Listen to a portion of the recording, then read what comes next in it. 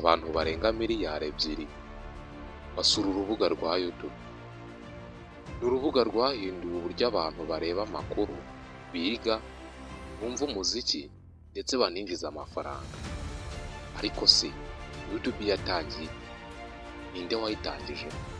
Kandi niki cyatumye iba urubuga runini kurusha izindi nyinshi?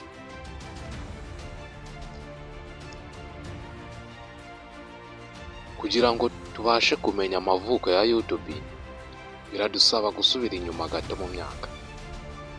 YouTube yashinzwe mu mwaka wa 2005, ishingwa n'abakozi 3 bahoze bakorera PayPal. Intego yawo yari ugukora urubuga rworohereza abandi gusangizanya amavideo kuri internet.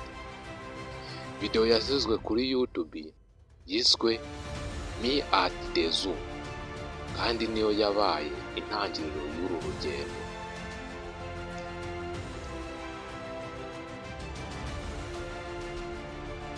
Wa 2006 ubwo yaguze YouTube, ibi byatumye uru rubuga rukura cyane, rwagura serivisi, rwongera umutekano ndetse rutangira kugera ku bantu bo hirya no hino ku isi. Nyuma yaho abantu batangiye gukora channel zabo. Bamwe batangaga amasomo, abandi bagakora imyidagaduro, amakuru, ikoranabuhanga n'ibindi.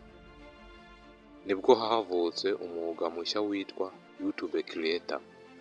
Uyu ngubu barawuzi abantu bose bamaze kuba monetize kuko nibo babahemba.